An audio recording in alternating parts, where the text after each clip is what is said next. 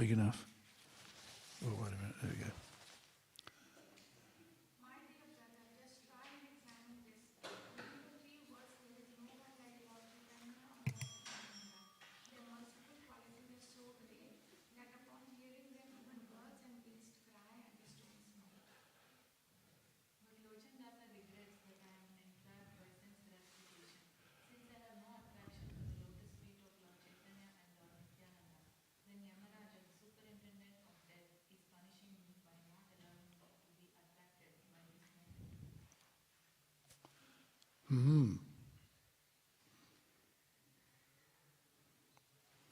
Om Namo Bhagavate Vasudevaya.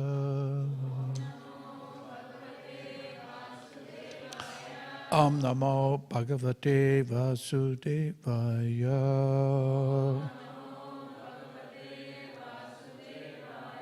Om Namo Bhagavate Vasudevaya.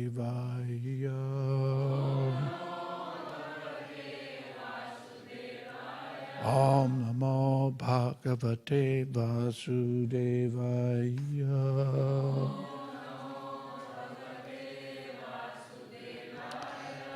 We're reading from Śrīmad Bhāgavatam, Canto 8, which is Withdrawal of the Cosmic Creations. Chapter 3, Gajendra's Prayers of Surrender. Text number 2, which is the beginning. Very famous.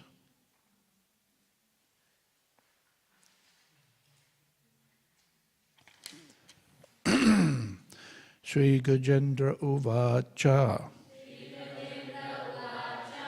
Om Namo Bhagavate Tasmai. Yata etat chit atmakam. Purushaya di bijaya. Pareshaya bidhimahi. Sri Gajendra Vacha. Om Namo Bhagavate Tasmai. Yata etat chiratmakam. Parushaya di bijaya. Pareshaya bidhimahi. Sri Gajendra Vacha. Om Namo Bhagavate Tasmai. Yata etat chiratmakam.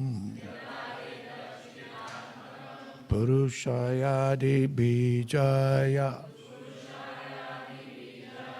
Pareshaya bidhimahi.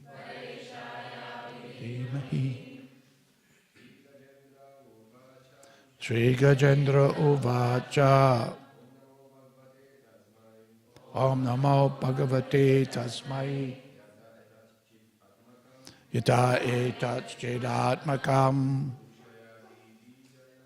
Purushaya di bijaya. Pareshaya bidhimahi.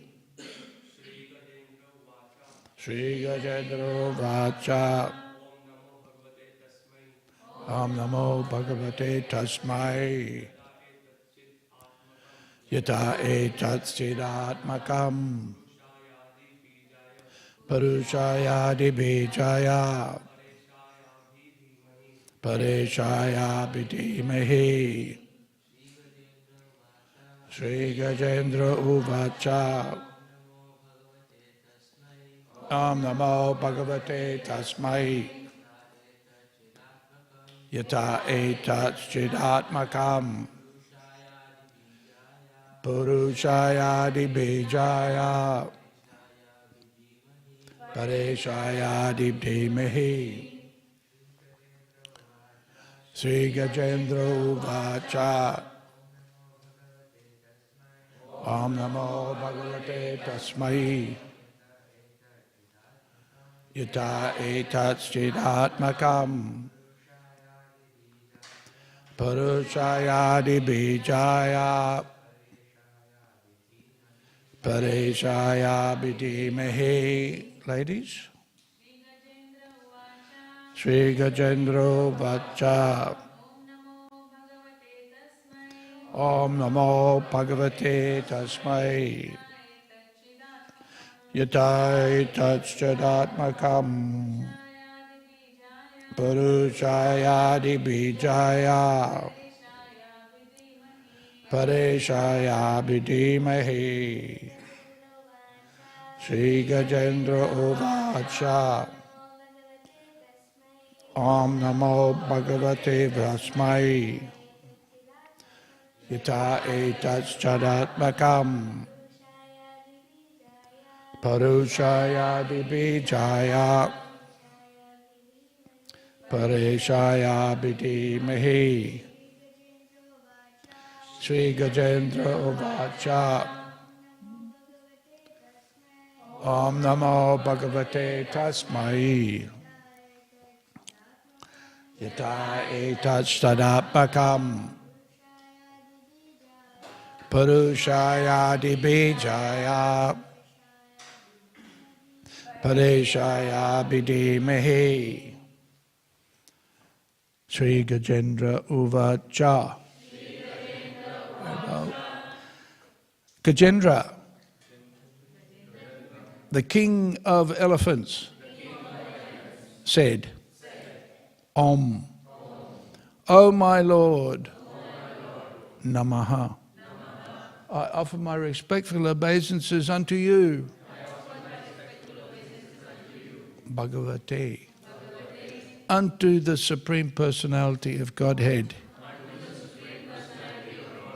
Tasmai, unto him, Yataha, from whom, Etat, this body, and the material manifestation,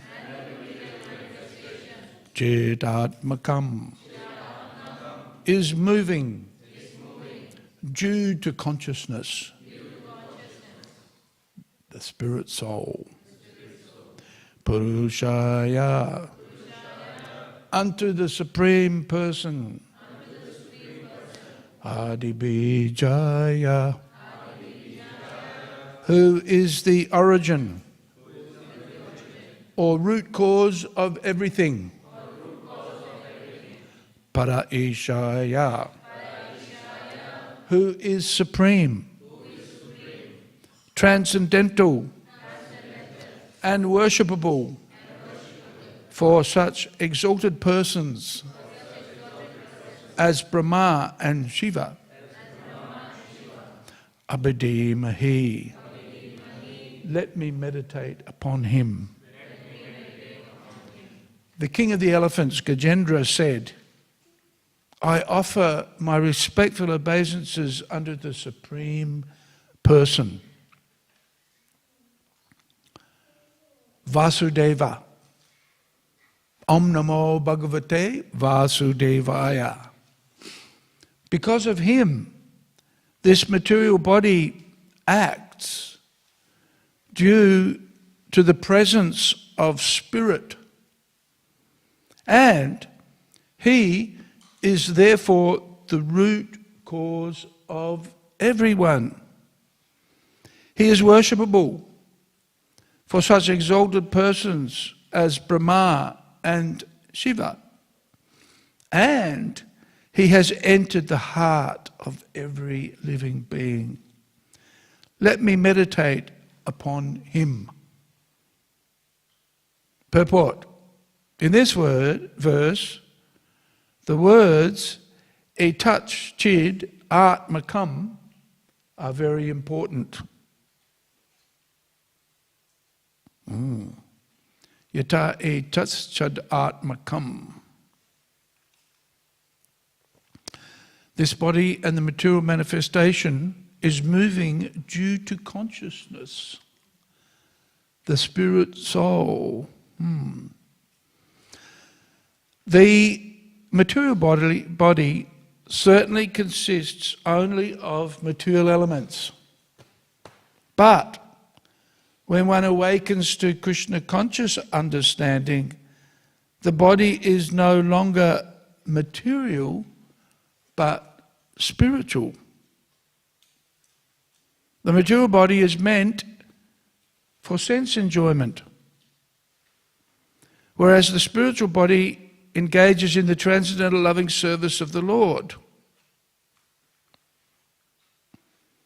Therefore, a devotee who engages in the service of the Supreme Lord and who constantly thinks of Him should never be considered to have a material body. It is therefore enjoined, Gurushu Naramati. One should stop thinking of the spiritual master as an ordinary human being with a material body. Ache Vishnu Shiladhi. Everyone knows that the deity in the temple is made of stone.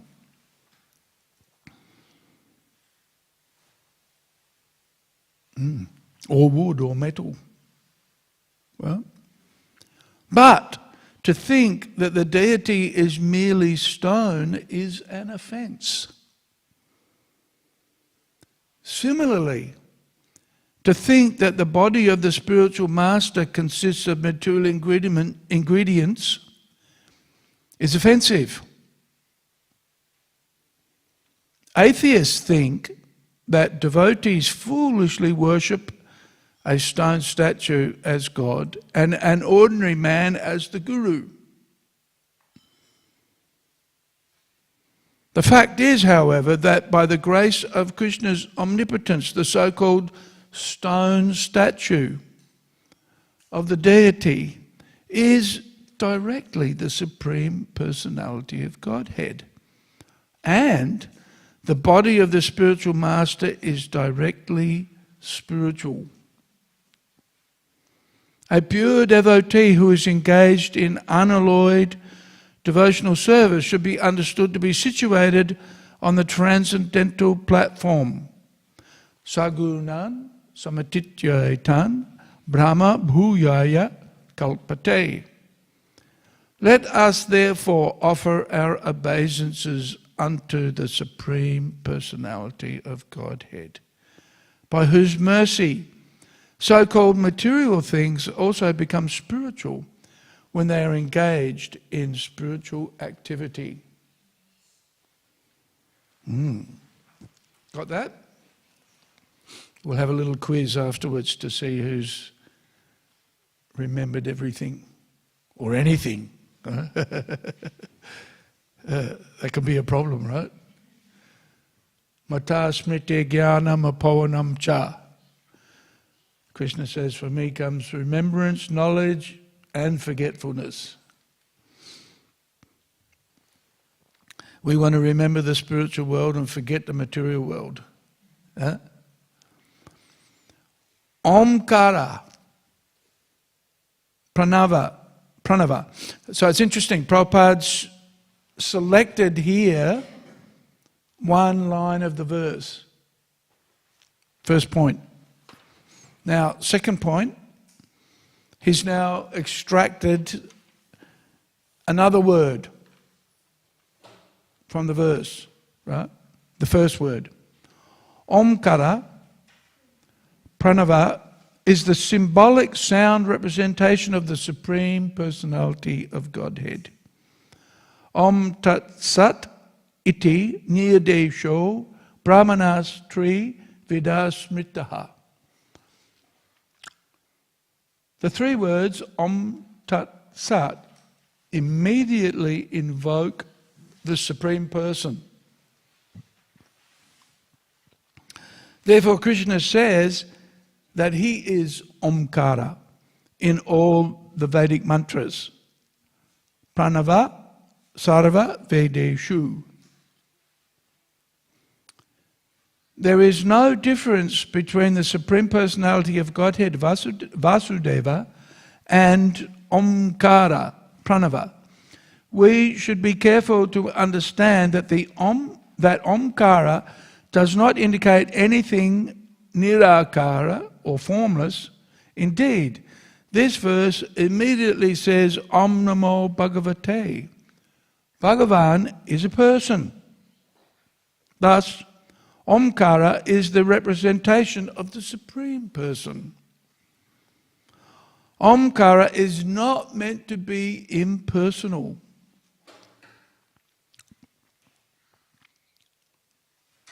As the Mayavadi philosophers consider it to be. This is distinctly expressed here by the word Purushaya. The Supreme Truth, addressed by Omkara, is Purusha, the Supreme Person. He is not impersonal. Unless he is a person, how can he control the great stalwart controllers of this universe? Lord Vishnu, Lord Brahma and Lord Shiva are the supreme controllers of the universe, this universe, but Lord Vishnu is offered obeisances even by Lord Shiva and Lord Brahma. Therefore, this verse uses the word Pareshaya, which indicates that the Supreme Personality of Godhead is worshipped by exalted demigods. Pareshaya means Parameshvara. Lord Brahma and Lord Shiva are Ishvaras, great controllers, but Lord Vishnu is Parameshvara, the supreme controller.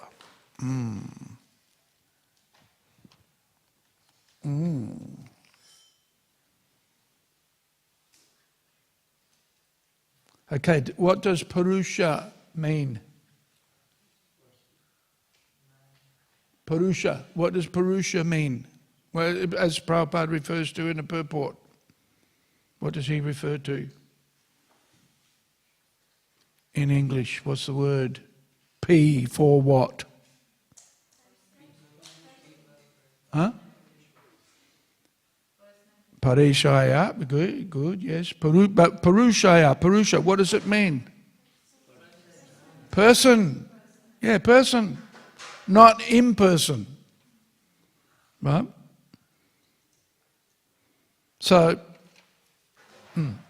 Om Gyanatimidandasya Gananjana Salakaya Chakshurun Militam Jena Tasmaye Shri Guruve Namaha Shri Chaitanya Mano Vishtam Stapitam Jena Bhutale Swayam Rupa Kada Mahiyam Dadati Sva Padantikam Mukam Karoti Vachalam Pangum Langayate Garim Yat Kripa Tamaham Bande Shri Gurum Dinatavinam.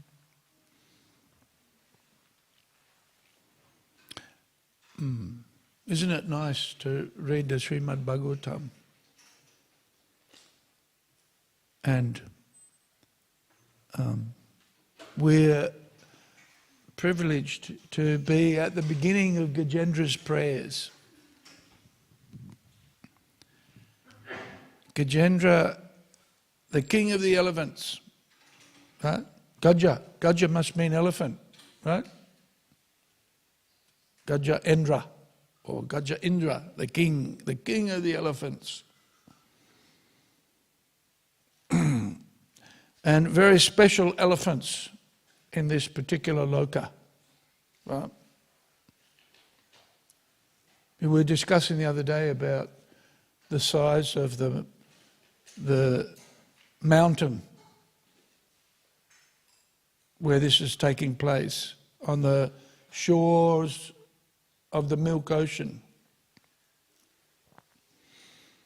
And this mountain is 80,000 miles wide and 80,000 miles tall. Do you remember that? Yeah.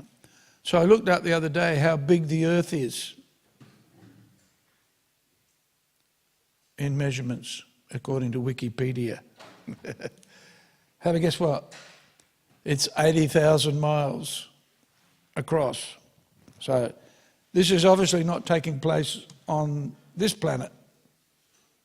So obviously somewhere else. There's the beauty of the Bhagavatam. The Bhagavatam transports us to other worlds that we have no experience of, at least in this world. Not possible. So here Gajendra is struggling with the crocodile. And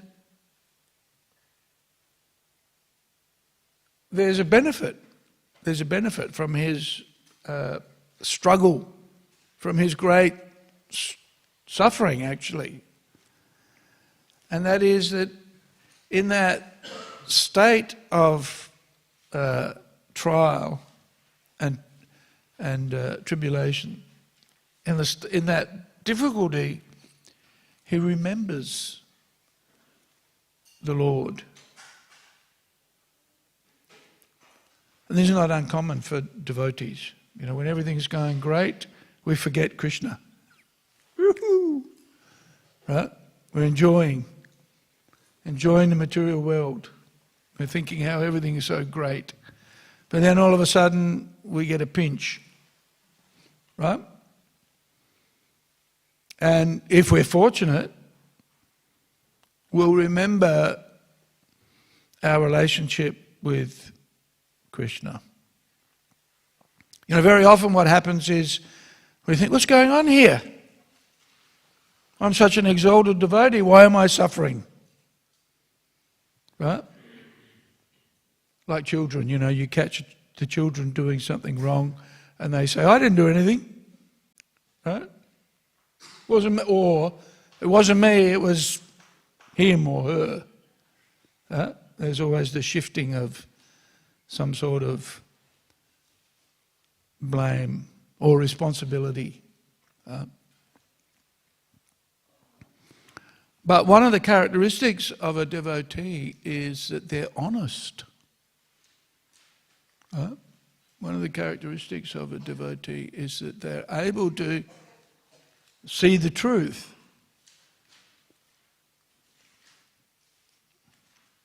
Which is why we offer our obeisances to the spiritual master. Why we offer our obeisances to the worshipable form of Krishna.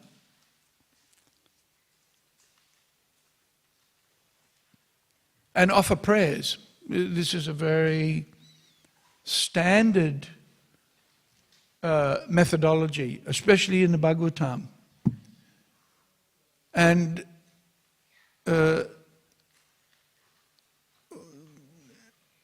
very often these prayers are as a result of some difficulty or some trial of a devotee.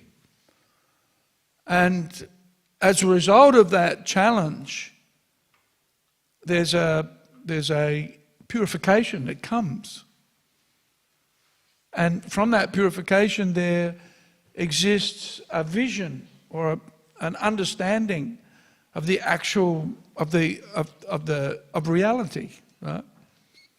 Why we study the verses of Gajendra, for example, and other devotees. The Bhagavatam's full of prayers. So Prabhupada highlights the first, well, not the first, but the second line of this verse. Yata etat chidatmakam. And there's an interesting, we could just take this one quote out of the purport to justify material existence, right? Prabhupada says here, the material body is meant for sense enjoyment. We say, yes, great. But of course, it's qualified. When one awakens to Krishna conscious understanding, the body is no longer material but spiritual. Right? So material body primarily is meant for enjoyment, is provided as a vehicle for sense enjoyment, but at the same time, the human form especially comes with the opportunity to understand the spiritual from the material. Nice verse from the second chapter of the Bhagavad Gita. Na sato vidyate bhavo, na bhavo vidyate sataha. Of the temporary, there is no permanence. And of the eternal, there is no cessation. Right? There is no cessation of the spiritual. This yata etat chid atmakam, the energy or the power, the potency that drives everything, drives us, drives the movement of the creation, drives the whole material and spiritual realms. Right? The material body is meant for sense enjoyment, whereas the spiritual body engages in the transcendental loving service of the Lord. So when we use the material body purely for sense enjoyment, our identification with spirit is lost and we become absorbed in matter. But the problem with the absorption in matter is that it brings ignorance.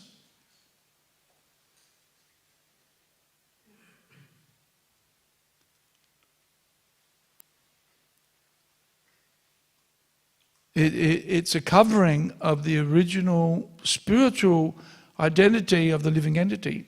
In one sense, our engagement in devotional service is to remove the material covering so that we no longer identify with the material body, but we identify with the pure spirit soul, or our spiritual identity. This is really, and why we offer our prayers to the spiritual master.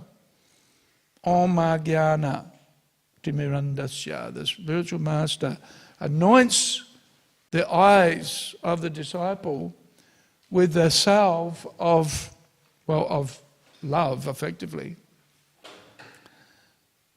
through the engagement in devotional service, in devotional activities. And through that engagement, our ostensibly material form is transformed into spiritual energy.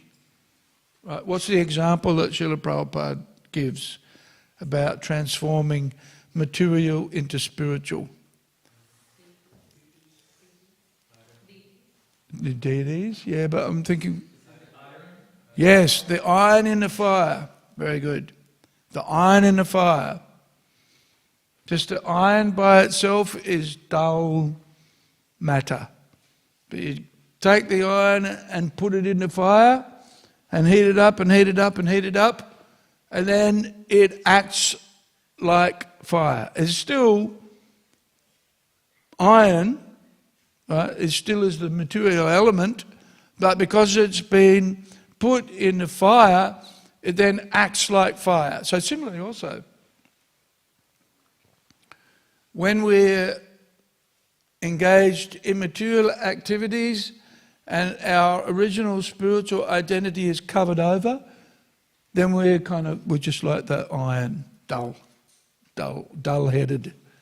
But when we get the opportunity to engage in purely spiritual activities, which is the activity of the soul, of the living entity, then the very nature of that activity is pure and purifying. cleansing, right? Chanting of Hare Krishna, Cheto Darpadam Marajanam, Bhava Mahadavagni Nivapanam, Saravatma Snapanam, right? It's a bathing, it's a cleansing, it's purifying. And so, and the nature of that experience is that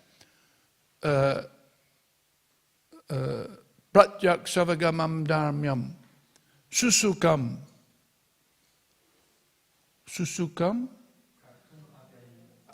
What's the third word? Susukam Katum Avyayam.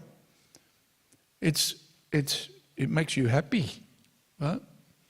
But it also gives direct perception of the self. Very important. So, material bodies, right? But through spiritual engagement and the purification thereof, one becomes aware of our spiritual identity, and one forgets the material. Or one's able to transcend, one's able to discriminate. One of the practice of bhakti, the practice of devotional service, gives us the opportunity to see the difference between matter and spirit, and understand the relationship between both, right? Because without the spirit, without the presence of the spirit, what have we got? Dull, inert matter. Right? A child may be born, but stillborn. Right? Very tragic circumstance for the mother and the father, especially for the mother. The child is born and has all the features. Got the toes, got the fingers, got the head, body, legs, head, but no life. So the form is present, but no life force. Right? And it doesn't matter what you do to the lifeless body, you can't give it life. So, without the presence of the soul, we've got a lifeless body. You know, Prabhupada, the example of, you know, one's grandmother dies, and she's on the floor, and everybody's crying. Oh, grandma's gone, right? But grandma's just lying on the floor. What's the problem? Or at least the person that we interacted with is still there, the physical form, but the life force, the consciousness, the living entity has gone. And so there's great lamentation. We know that. We experience that. Yet the person that we're lamenting, we've never seen. In one sense, we only see through the manifestation of the material of the body, the material. But the material only works when there's the presence of the spirit soul, and the symptoms of which are consciousness. So the power of bhakti is mentioned here.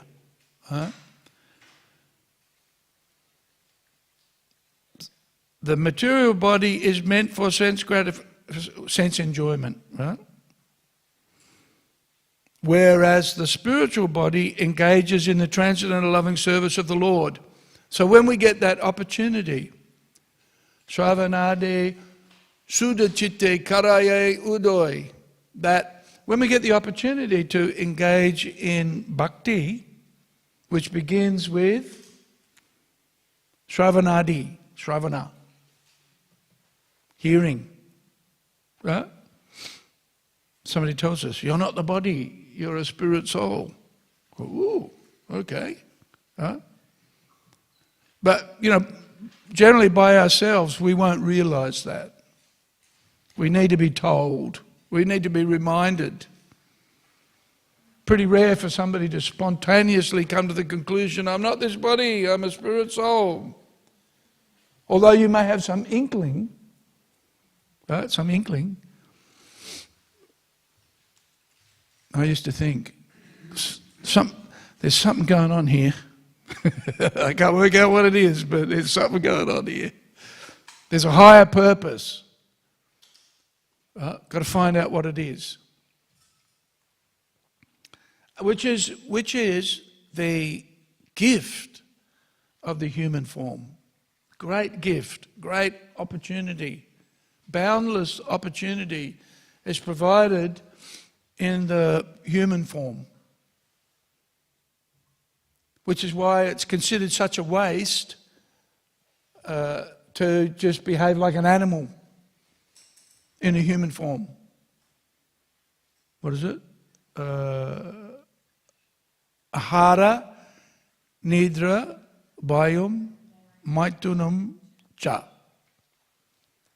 Eating, sleeping, mating and defending. Right? Which, as Prabhupada says here, material body is meant for sense enjoyment, right? Which is what we do. Right? Eating, sleeping, mating and defending. This is all normal. But a human who only engages in those activities and doesn't take advantage of the fact, or is unable to take advantage of the opportunity for spiritual, for transcendental, for self-realization, effectively, right, is wasting the human form and is considered to be no better than an animal. Dvipada pashu. An animal, dvipada. What's that mean? Dvi means what? Two. And pada? Yeah. 2 feet. Right? So, animal with 2 feet. Hands up, all the animals with 2 feet. So Chitra's the only honest person here. But she's actually a great devotee. Yeah. So,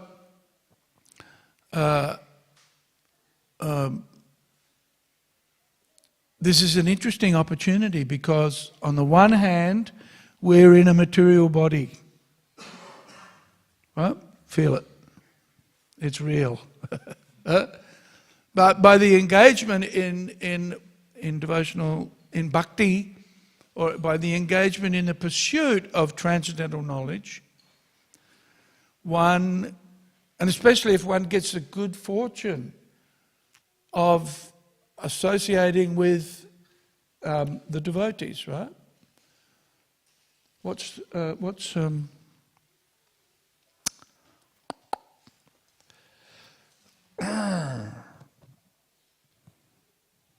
Guru Kripa,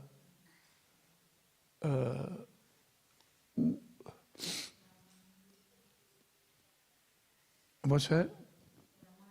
Brahmanda Bhumite. Oh, this is really stretching my memory banks. Yeah. Brahmanda Bhumite Konya Bhagavana Jeev. Guru Krishna Kripa Poi Bhakti Lata Bij. I got it. Creaky old brain.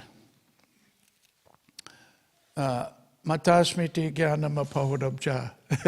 Krishna gives remembrance. Yeah. So, a fortunate living entity, Konya Bhagavana Jeev, gets the opportunity to be engaged in devotional service. Right? And effectively, what we're doing now, hearing, this is the beginning. I remember when I was inquisitive, an inquisitive bhakta, I had the good fortune of associating with devotees. Right?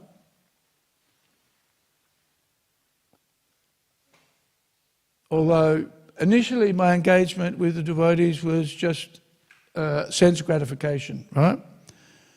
Sense enjoyment. Although you would wonder what kind of devotees they were. One of them, I used to go to his place, not very often, but occasionally. And what was I there for? I won't mention it.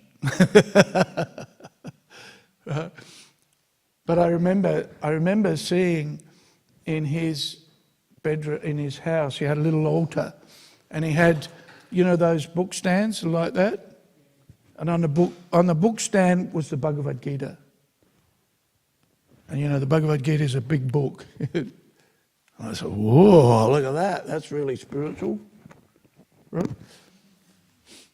Of course, my purpose for being there wasn't entirely spiritual at all. But by that association, I would inquire, well,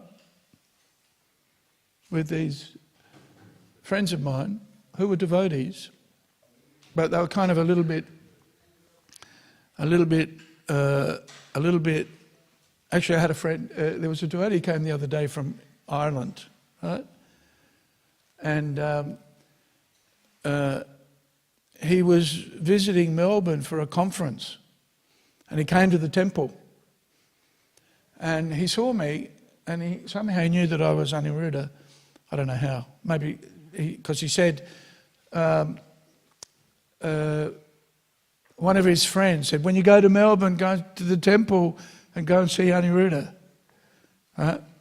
Anyway, this devotee, Ananda Hare, I think his name was, or Ananda something, and I just met him then, and he said, I'm a bit of a fringy. Right? I'm a bit of a fringy. You know what he means by a bit of a fringy? I said, dude, don't worry, we're all fringies. We're all on the fringe of bhakti. Nice devotee. But anyway, got the association of devotees. The first devotees that I associated with, because I was in Maya, they were also in a bit of Maya. They were fringies. But I was inquisitive. I knew that they were devotees, and so I wanted to know, what is Hare Krishna all about? Well, my friends used to tell me, these Hare Krishnas are crazy. And, you know, you could be forgiven for thinking that they were crazy, I suppose, in many ways. Very anti-social behaviour. Bald heads, saffron robes, and playing mridanga and kartals and loudly chanting Hare Krishna and dancing and, you know, carrying on. And for me that was very attractive. The chanting was very attractive. But the looks was like, whoa, these guys are crazy. But then I was thinking, can't be crazy. Crazy people don't do things so in such a deliberate fashion, right?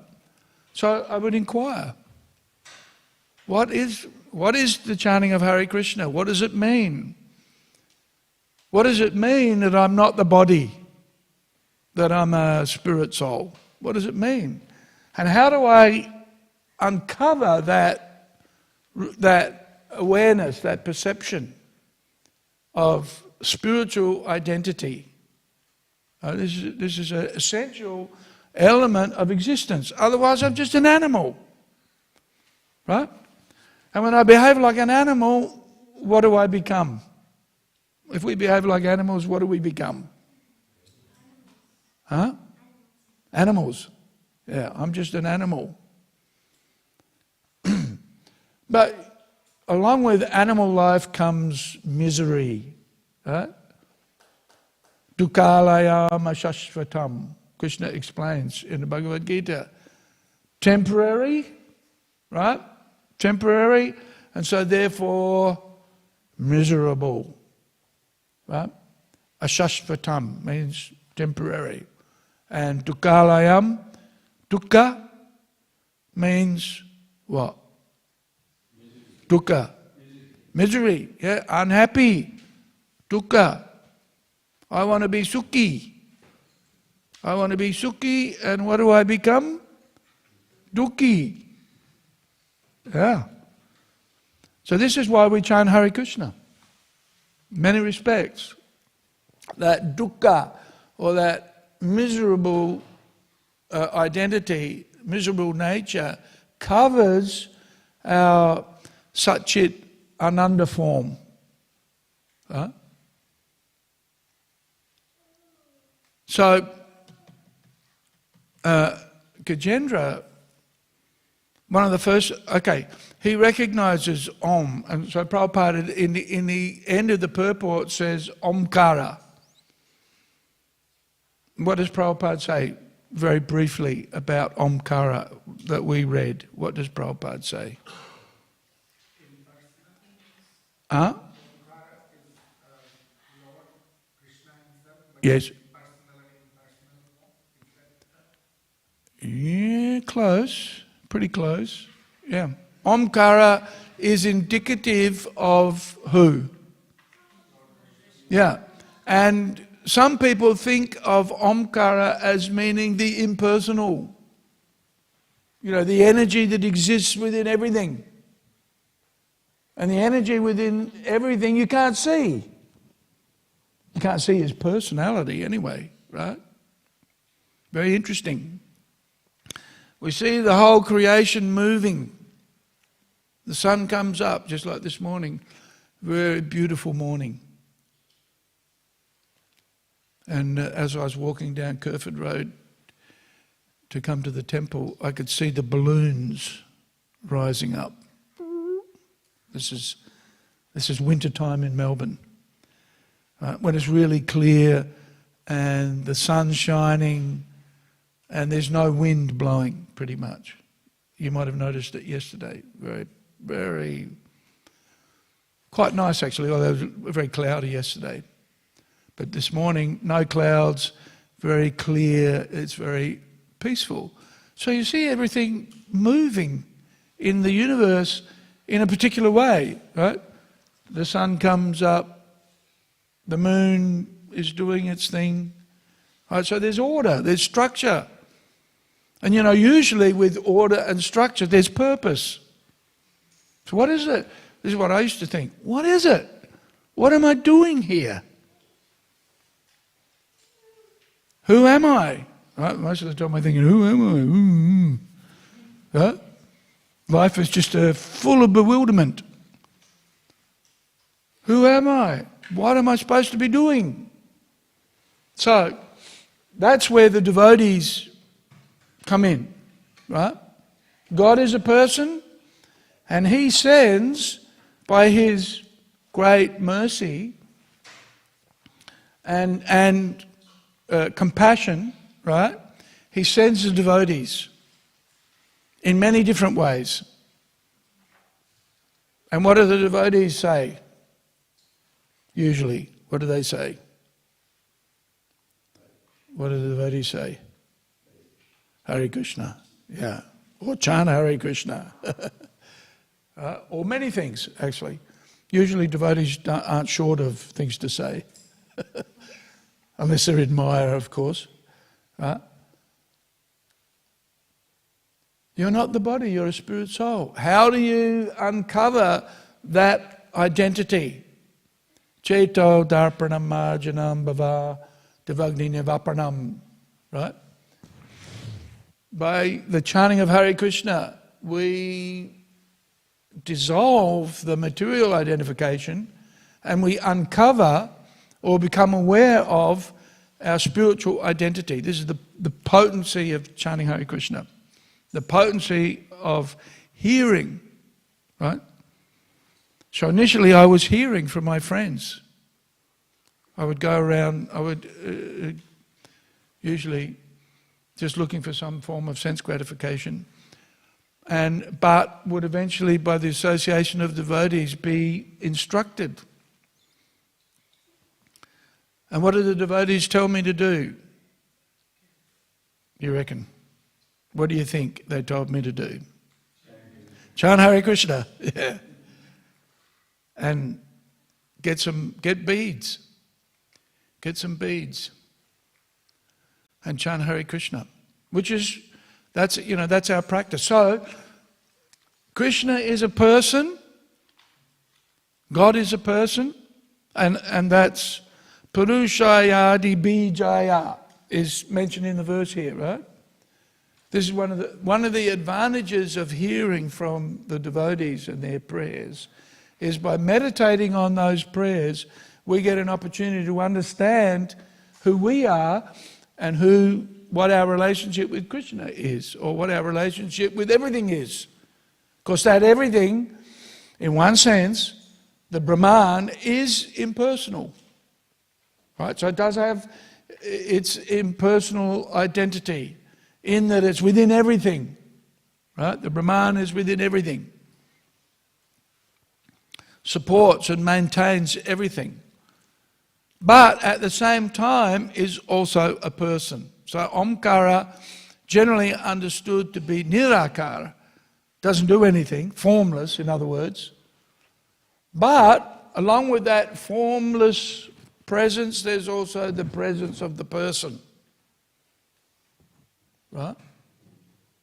And how is that explained? That's explained by Srila Prabhupada, by the Puranas, Vishnu Purana especially. The example is given of a fire in a fireplace in a room, right? So when we see a fire, it's generally, or a heater even, but a fire is a more broader applicable example. We experience the fire and its presence all throughout the room in the form of what? Heat and light. Right? Heat and light. The fire's in the fireplace, but it's also spread throughout the room in the form of its energy. Right? So this is an example used to explain how Krishna is the source of everything existing in the spiritual world in his purely spiritual form, and the material creation is a manifestation of his personality through the expansion of his energies, right? And the structure, the order, the organization of everything is determined by him. Right? Prabhupada in the beginning of the Bhagavatam gives the example of Brahma and Lord Shiva, who's mentioned here as worshipping Krishna. Ishvaraha, Lord Brahma says, Ishvaraha Parama Krishna Satchit Ananda Vigraha Anadir Adir Govinda Sarva Karana Karanam. He's the cause of everything. Right? So,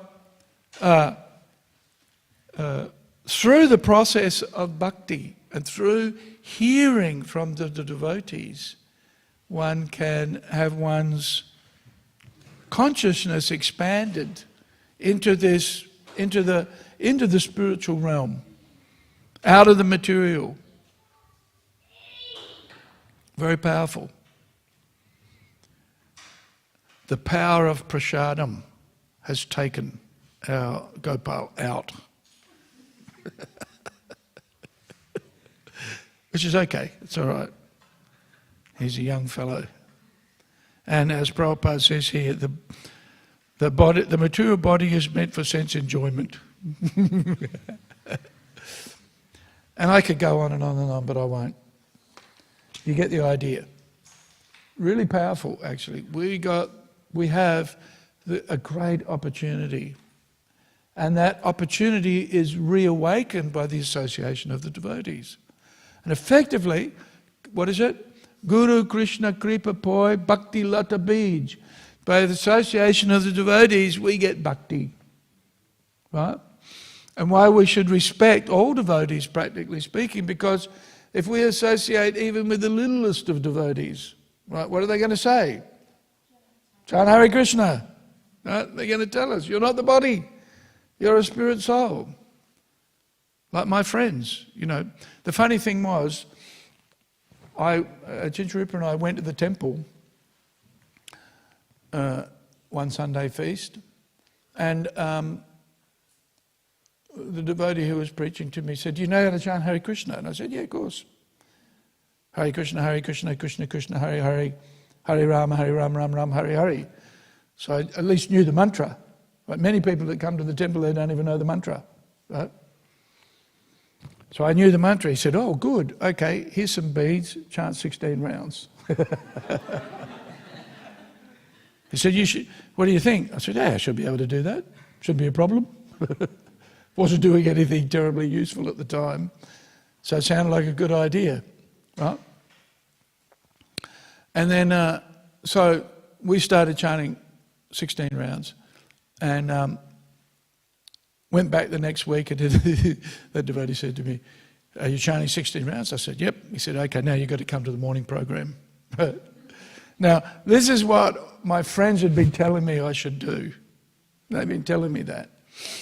And it was good advice, right? What's wrong with that?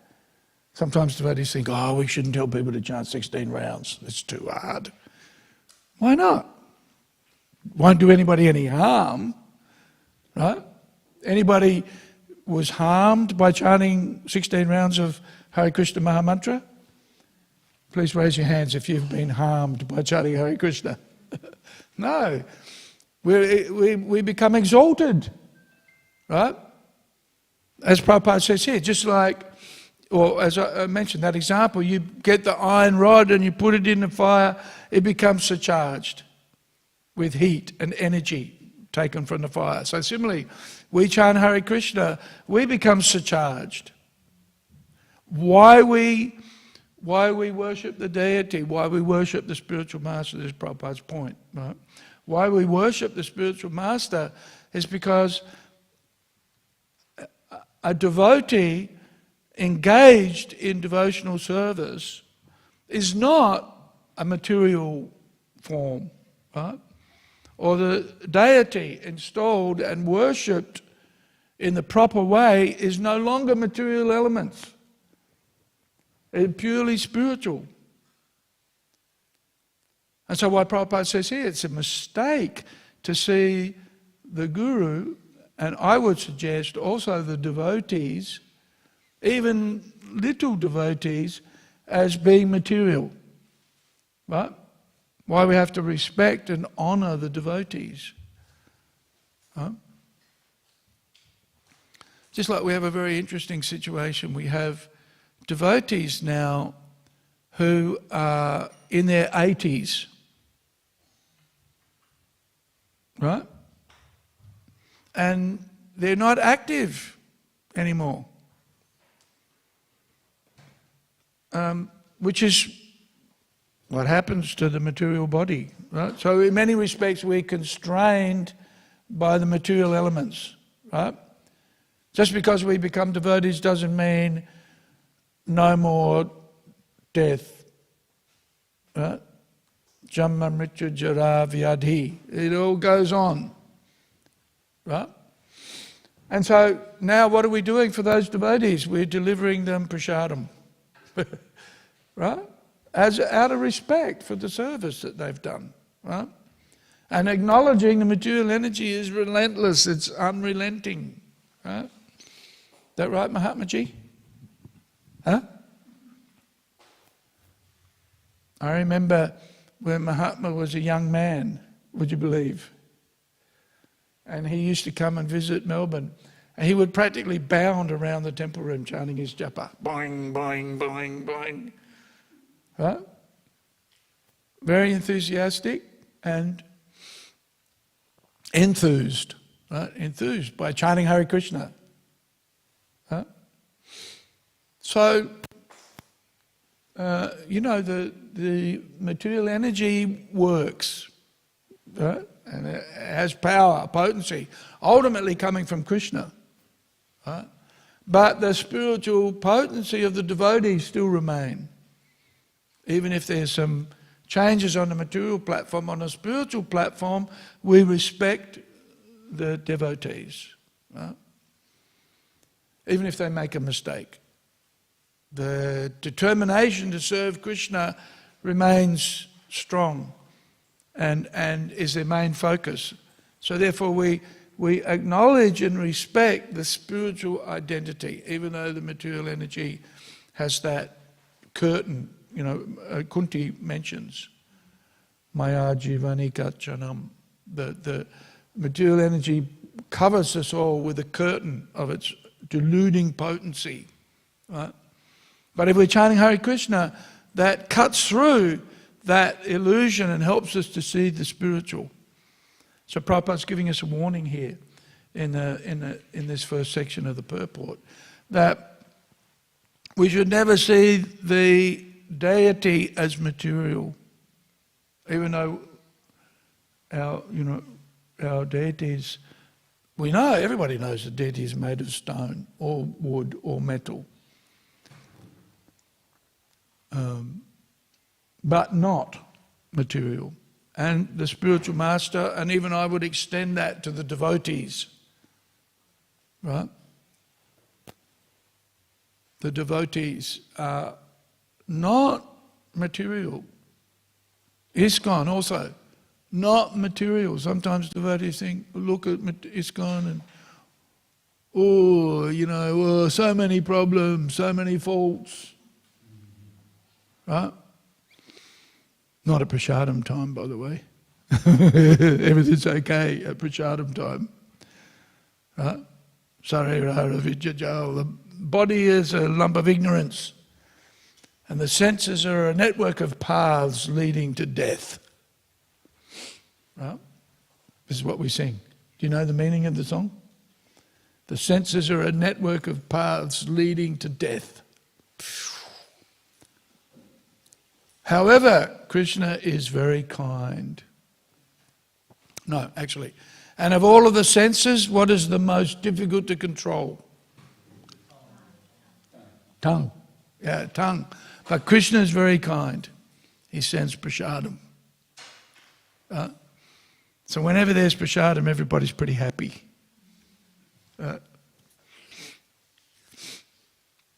But sometimes we see it. Instead of seeing the spiritual, and mistakes have been made. But anybody here hasn't made a mistake? Raise your hands if you don't make mistakes.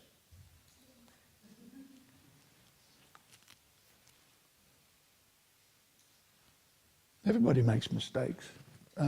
But if the determination, there's a deliberate attempt at trying to serve Krishna, then we can mitigate the issues, the problems. We can sort them out. Right? So great advantage in associating with the devotees, because by that the funny thing was, I started chanting Hare Krishna, started going to the temple, then I realised that all the devotees who'd been telling me to chant Hare Krishna and go to the Mangalati, they weren't doing it themselves. Okay, hang on. I'm here chanting Hare Krishna and at Mangalati, where are you? Huh? Now, does that negate their instructions? No. It was good advice. And I was silly enough to take it. But got great benefit.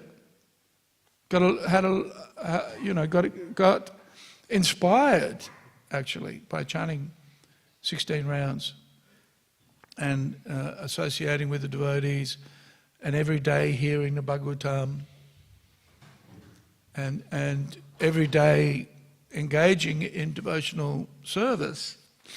I can't say it was devotional service, but some attempt.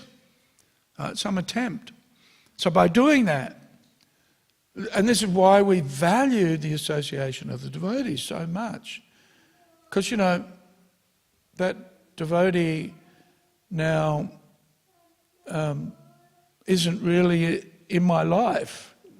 The devotee gave me the beads and said chant 16 rounds, right?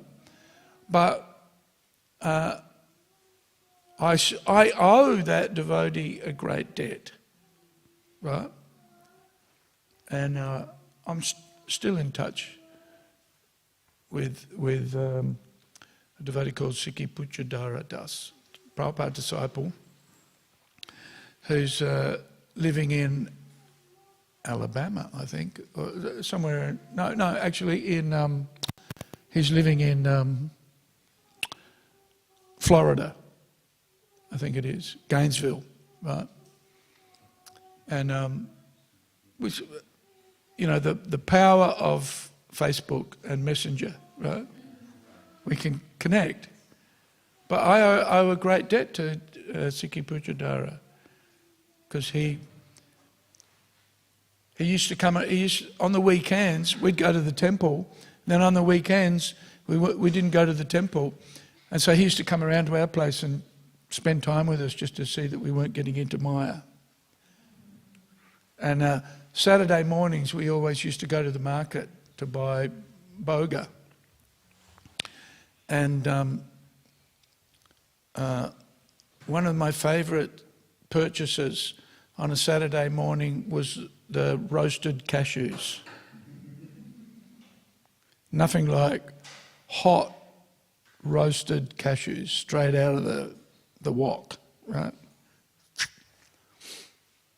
So Sikhi Puchadara used to come around to our place and eat all the cashews, I noticed. But a great devotee, and you know, very dedicated, and protected me and Achincha Rupa, and encouraged us and kept us engaged in many ways. So what a debt we owe to those who've brought us, and why we and of course why we honour and respect Srila Prabhupada, because he was the inspiration for those devotees to go out and preach, right? And so why we don't see Srila Prabhupada and we don't see the devotees in anything but a purely spiritual dimension, right? And to think otherwise is considered very dangerous for our spiritual life and for spiritual practice. There's the material perspective, right? Nasat, impermanent. So the material form, it never endures. But the sat, the purely spiritual, always maintains, always stays with us, is enduring. Right?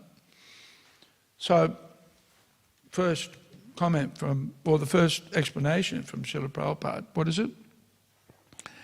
Etats chid atmakam, right? The life force is that spiritual presence that comes from Krishna and ultimately pervades everything, but is not impersonal, is all purely personal. Right? And the manifestation of the deity, the manifestation of the spiritual master, and I'm extending that to the devotees because they're acting as representatives of Srila Prabhupada, and they're telling us, right? What are they telling us? Chant Hare Krishna. Chant Hare Krishna. Oh no, not that again. Right? Chant Hare Krishna. For great benefit. Everybody benefits. No loss. Neha Bikrama Nasosti. Right? Pratyavayo Nikalpate, isn't it? Something like that. Vijate. Yeah.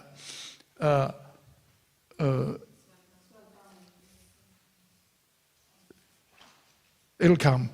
The machinery's a bit slow. The machinery's a bit damaged. Yeah. So no loss or diminution. Trayate Mahato Bayat saves us from the greatest fear. So just a bit of association with the devotees and acting on those instructions. By chanting Hare Krishna, we get eternal benefit and no more come back to the material world, effectively, if we follow those instructions carefully. Okay, let's finish here. We could go on, but it's prasadam time. We're losing customers to prasadam. Huh? But it's a public holiday, so. Any comments or questions? Any thoughts?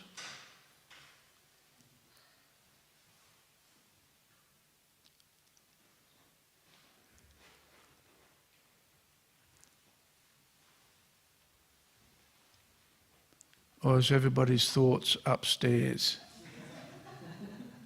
Huh? Could you imagine you could go upstairs and all the prasadam's gone? Huh? What will you do? What will you do? Wait till lunch. Huh? I will. Okay, let's finish. Kantaraj Śrīmad Bhāgavatam ki jai, Srila Prabhupada ki jai, Gaura Bhaktivedanta ki jai, Hare Krishna. Shri Gajendra ji ki jai.